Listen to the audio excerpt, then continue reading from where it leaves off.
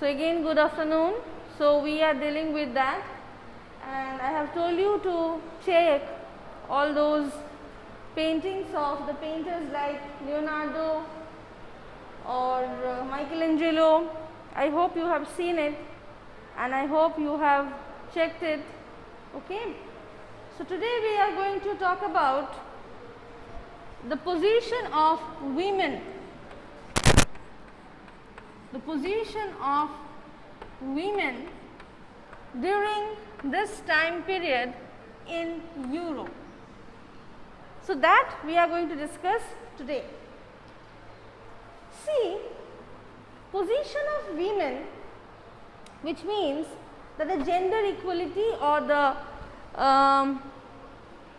presentation of the genders, understanding of gender, that is main thing what we can understand. But the thing is that very interestingly, position of women, whether it's Europe, whether it's Asia, India or America, more or less the position of women are quite similar. The women, they never got the position of a family head. The women, they never got the position of a society's head.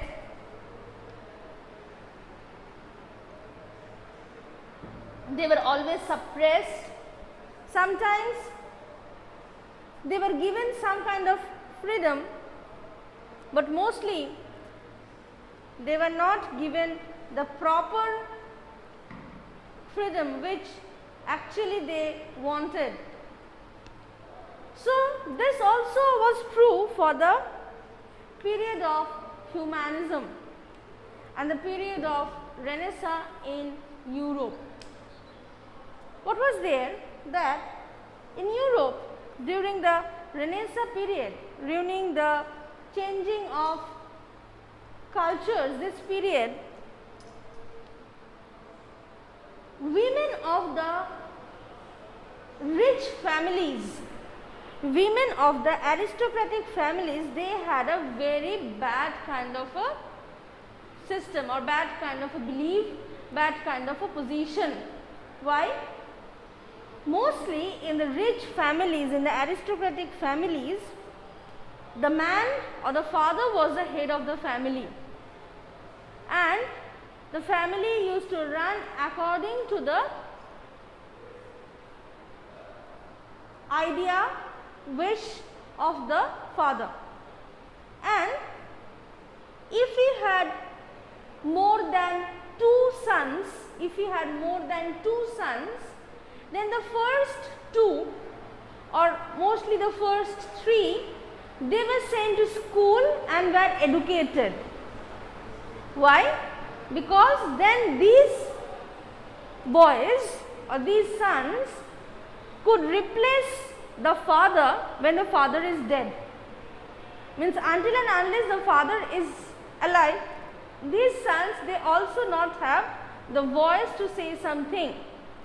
They were given the education to take the place of the father when he is dead in the social, political and in the family matters. And even if they had younger son, then sometimes the rich families, the aristocratic families, they used to send this younger son to the church, because you have seen in three orders that in church, if a man enters to a church, then he cannot marry, he cannot go back to his family. He had to live in the church, he had to live in the monastery and live a life of a mendicant, of a monk. So that was continued. And the smaller children, the smaller younger boys or the younger sons, they were sent to church, and it was like a, what we can say, it was like a showcase that the family has sent their younger son to the church. That means that they are serving God. Okay. And in the case of women, daughters were never sent to schools, daughters were not allowed for studies. In Europe I am talking about. In Europe, and it is in the 15th century during the time of Renaissance. There was a dowry system available in Europe, and the dowry, whatever the wife brings to her new family, that dowry money was used in the family business. But still the wife or the new bride has no power, has no position to ask about the business. Just imagine, I am married, I am taking a lot of my father's money to my husband's family, and my husband's family is a businessman and they are using my money whatever I have brought from my father. And then also I cannot say a single word in the business, that why you are using my money, or in which sector you are using my money, what will happen. I cannot say a word. And if in the case of dowry, if enough dowry is not prepared, then the younger daughters were also sent to the abbeys and monasteries to become the nun, same as the boys. That means if a man and a wife, they had 4 girl child, then maybe the first 2 will be married off and the last 2 will be sent to the churches. In a way, they will show that they are serving the God, and in another way they will save their economic position. Understood? So this was the system. This was actually the system present in Europe during this period. Okay. Mostly, as it's written in your book, it's a very nice word, means mostly the women were looked as caretaker in a family. What a word, right? We are only there to take care, nothing else. There is no duty, there is no aspiration, there is no studies, there is nothing. Just imagine, right? We are talking about Europe. The same thing you can see in India, in Asia. So Europe was also having this kind of a problem. But there was a good news that in the middle class families, like the families of the shopkeepers, bankers and investors, sorry, other people, the middle class people, the scenario was little bit different. Because in that case, every person, means every person of the house, they should work to earn more money. So that is why in a shopkeeper's wife, they always used to help her husband in the shopkeeping.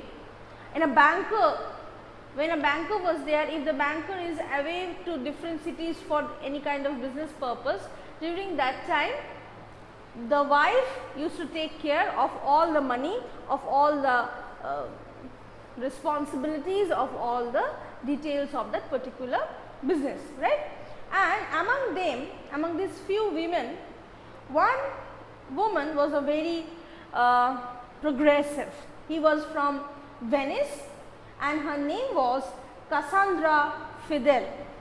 So Cassandra Fidel, she once wrote in a paper that every woman ought to seek and embrace these studies.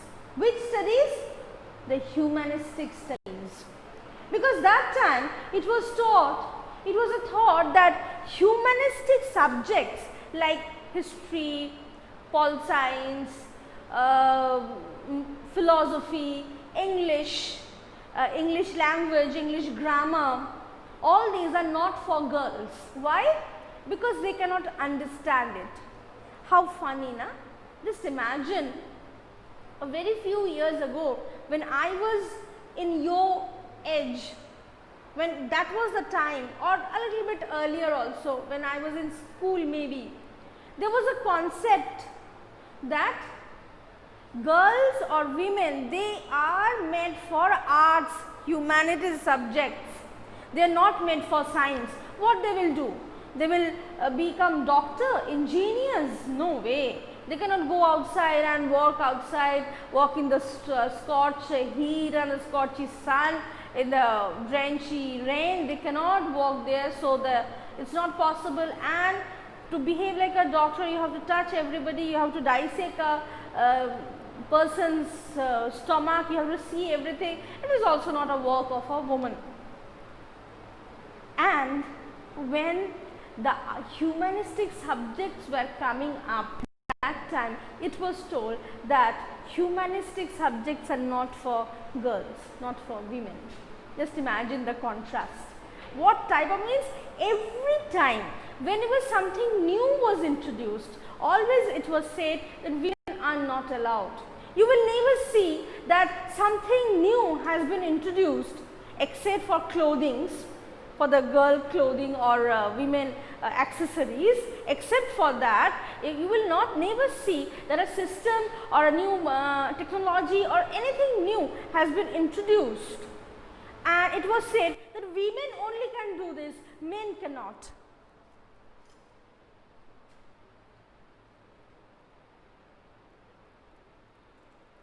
Who has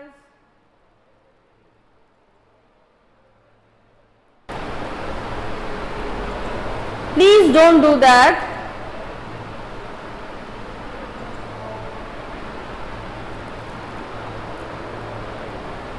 Hello? Hello? Class 11? Can you hear me? Wait. Wait, class 11.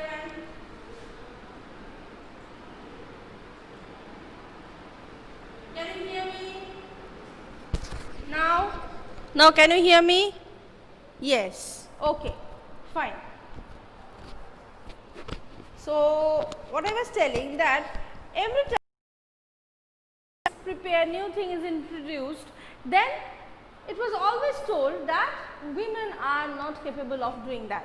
Like, I always give this example that when I was young, I fascinated the Indian Army or Armed Forces or Air Force. But it was that time when it was told that girls cannot join in the army. They can be there in Air Force or in the Navy, but not in the army. But nowadays it has been sanctioned that girls can also be admitted in the army, and they can be there in the field for the combat, hand-to-hand combat, which is a new thing. But you will never heard that this thing we are introducing in the whole world, which only the women can do but men cannot do. You will never heard. It is always what we can say, it's a male ego kind of a thing. I think I am becoming a little bit of feminist, and I hope some of my students are also like that. So you have to show the world. So those young brave ladies who are listening to me, so you have to show the world that yes, what the women can do. So we can do a lot of things. We can make the world a change, a better place to live in, right? Okay, fine. So Cassandra Fidel had this view that all the women should study all these subjects. And not only that, there was another woman who was the Marchesa, means the wife of a merchant. She was a Marchesa of Mantua.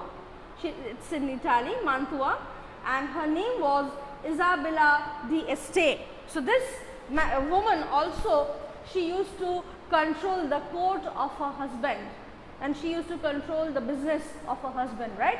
And she also had a huge respect in the whole region. So women can actually do anything and everything whichever they like, but they are given chances. The chances they were given less, that's a different issue, right? So I hope all of you understood this.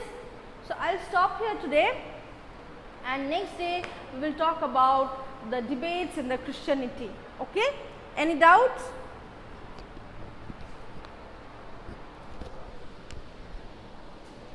Any doubts? Very good. Thank you, Sanjeevani. Shritama, Shomita, thank you. Brishti, Srija, Pooja. Very good. Okay. So, till then bye bye. And next day we'll start the debates. Okay. Thank you.